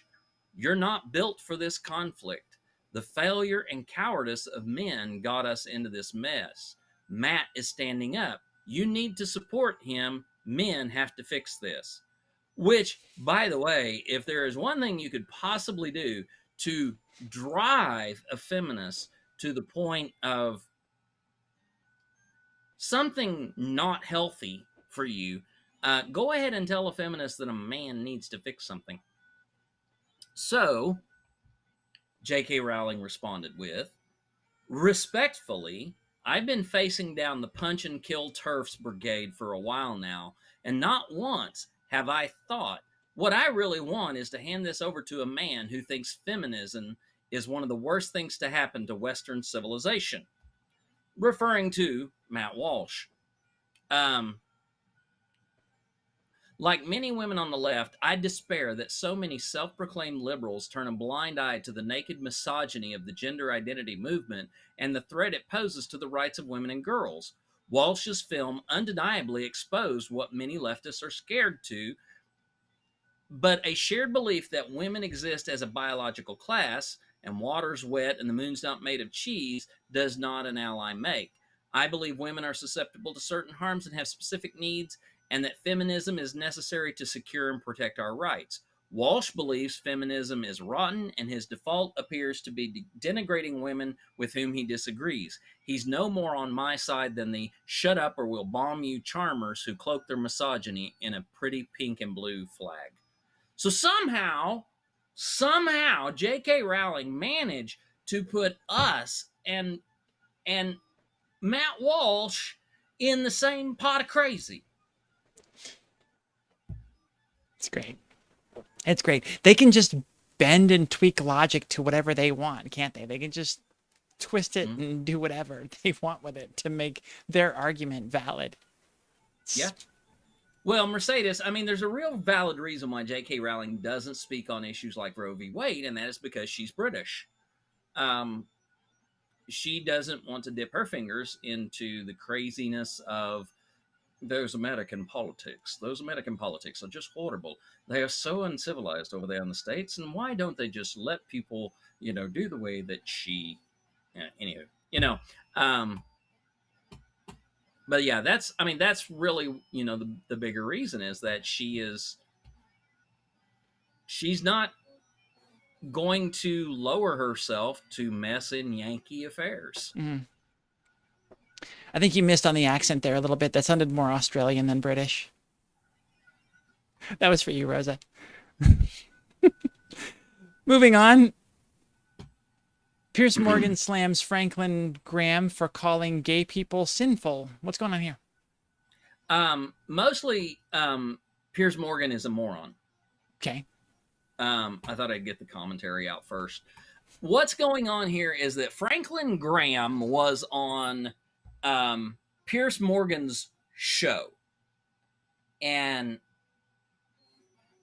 the issue of Graham's position on same-sex relationships, same-sex marriage, homosexuality in general, became a point of conversation. Morgan says to Graham, your tour is called God Loves You. Why do you think it's Christian to stigmatize gay people? Franklin Graham says, I don't stigmatize them. Piers Morgan responds with, you call them sinners. Graham parries with, we're all sinners. For us to be forgiven, we have to come to God and turn from our sins. So Morgan pressed the point on why being gay is a sin. It's what God says, Graham replies. It's what the Bible teaches. Morgan suggests that the Bible is full of all sorts of things that we don't do now, but Graham asserts he believes in the Bible from cover to cover.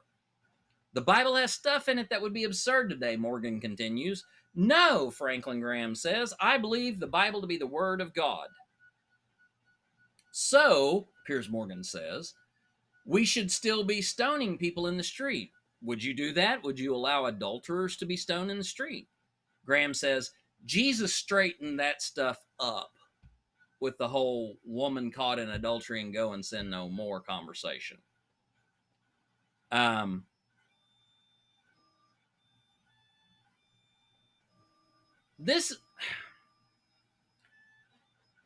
Piers Morgan has been very openly trans antagonistic. And now he wants to come in and defend gays against an evangelical Christian who has been very prominent in being LGBTQ antagonistic. So we have to beg the question, whose side is he on? Whose side is he really on? Is he really pushing for LGBTQ rights? Or is he only interested in preserving the rights of gays?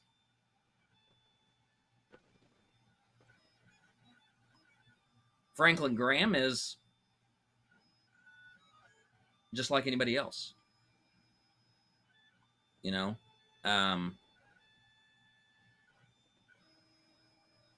He's an evangelical who's going to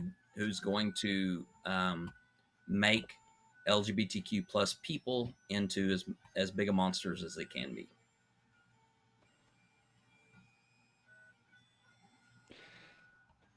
All right, and let's finish off with two positive stories here. Again, look at how many of these we have. It's wonderful. Revolutionary, quote unquote, new tucking swimwear for trans women and non-binary folks melds comfort with, what is it? Why is my thing cut off? With style. Comfort with style. What's going on here, Jamie? The company Zoah, Zoah, is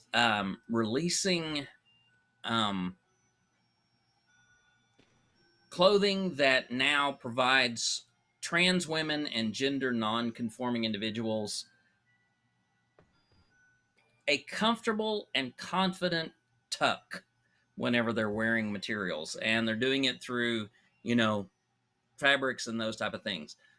They have an underwear line. They've introduced a two-piece bathing suit, and they're trying to create, tucking garments that are more attractive. The designer um, says that my number one priority in everything we have done is comfort, and I'm proud to say that we stay true to that. You name a tucking option, I've tried it. I've done the electrical type. I've cut the waistbands off of tights, cut the ends off of socks. I've done the gaff, all of it, and it's always painful. So Danielle St. James is the designer, and swimwear, is one of those things that some of us are kind of not very confident in. I want to say from the pictures, it looks fabulous. I love the look of the swimwear. I think this is awesome. So again, it's Zoah, Zoah.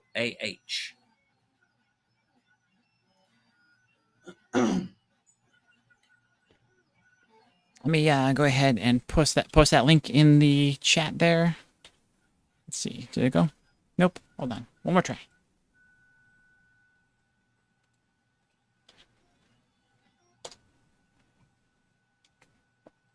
Awesome. And for our final story, jumping over to sports real quick. Record-breaking trans swimmer Leah Thomas nominated for NCAA's Woman of the Year. What's going on here, Jeannie? Pretty much right on the face what that is. The NCAA has nominated Leah Thomas to be Woman of the Year through that organization, basically recognizing, the work that she has done in competition, but also the work she has done in face of essentially 80% of the world trying to stop her.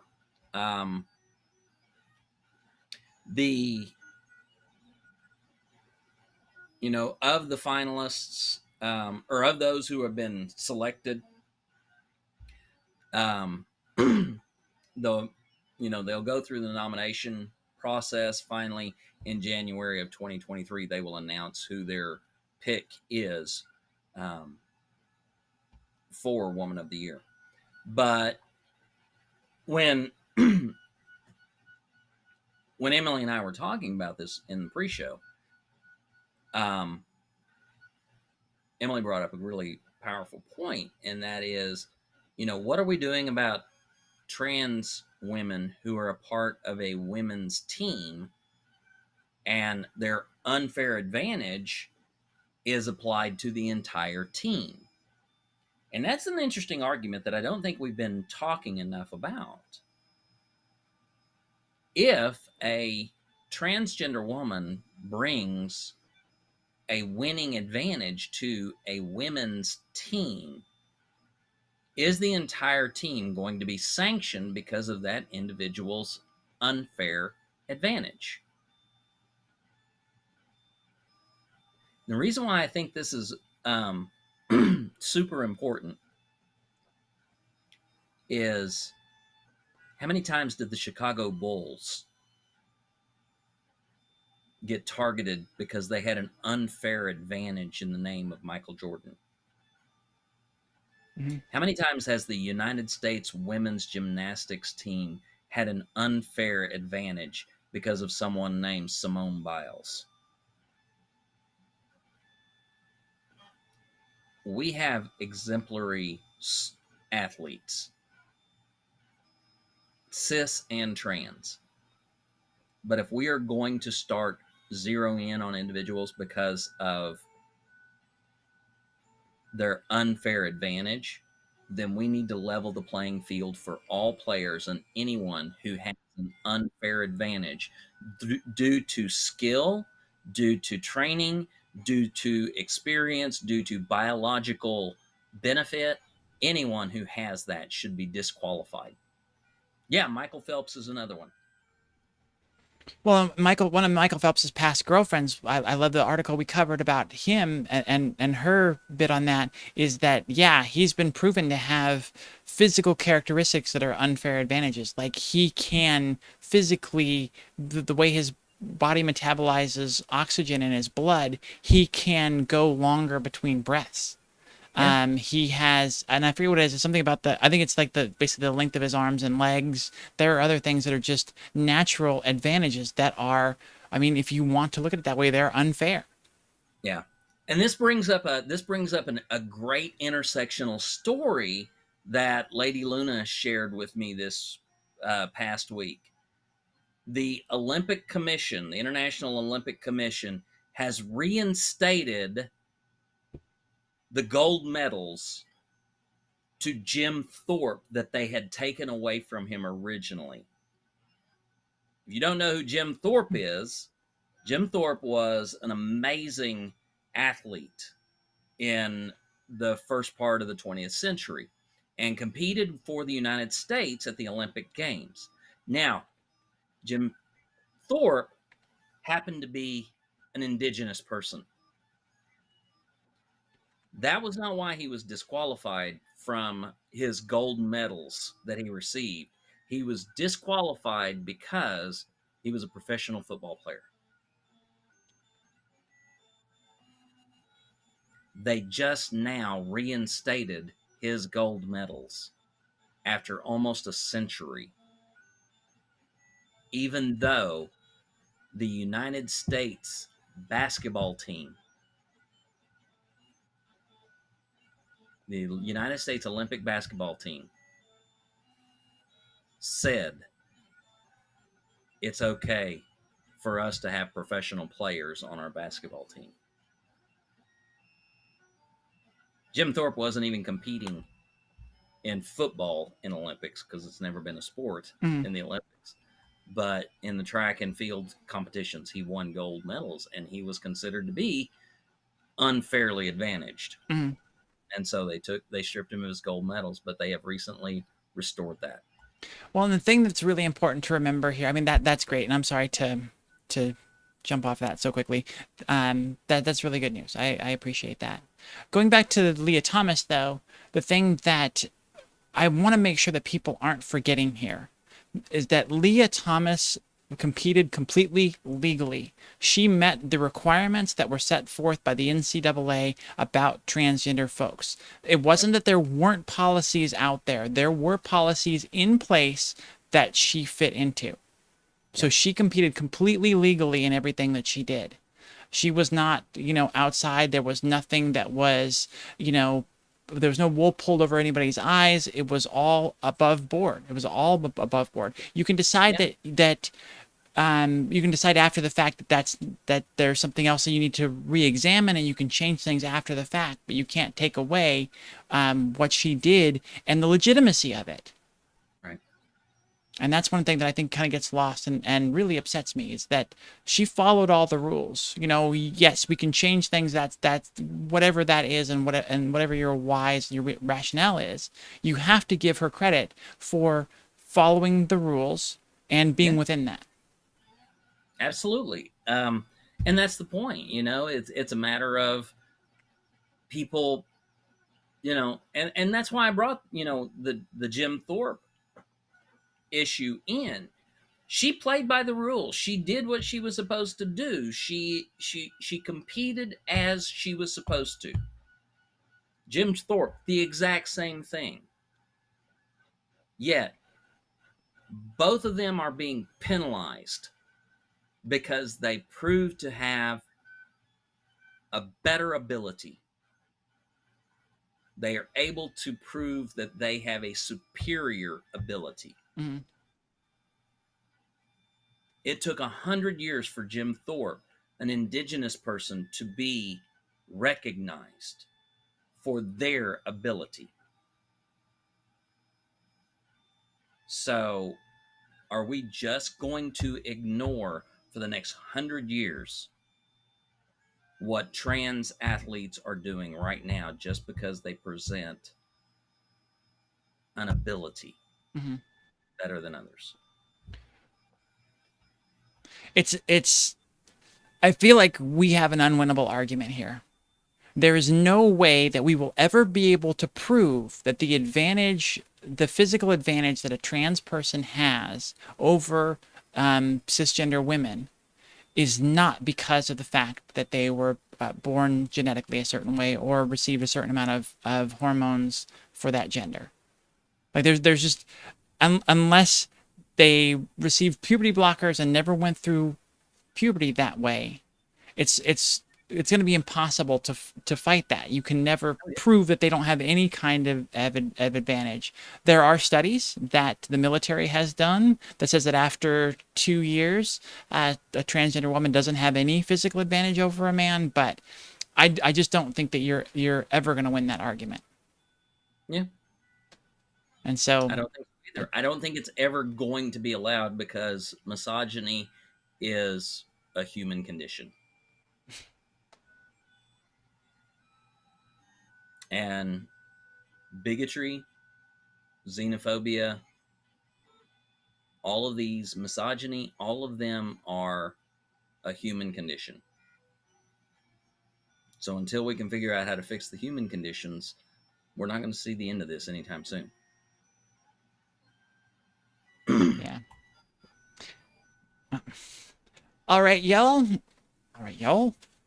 Y'all? Y'all. Hey, y'all. Emily's starting to finally get rubbed off on. Oh, I've been y'alling for a long time. I loved learning y'all as a better way to speak to people that is non-gendered. And it took me a while to get there, but I'm glad I got there. And now I have a Southern partner here on the show and a Texan in my house. So like I've got like cred now for using y'all. If I can pronounce it correctly. We'll get you eating some chicken fried steak before too long. Okay. It's pretty good. I just like steak, but you can fry it if you want to. Anywho, that's a show for Genevieve Bergman. I'm Emily Kleckner. We do not have Kari Aiden in the booth today running things. It was me the whole time. Poor girl is sick. She's still feeling under the weather, so she took the night off. Our heart goes out to her. I hope she gets feeling better very soon. Thank you all so much for coming. Very lively chat, very funny chat. Thank you all so much for participating and being here. We love you. Signing out for Genevieve, I'm Emily Kleckner, wishing you good night and good news. And then I have no idea where my end screen is on my keyboard here. So let's go to a break screen then.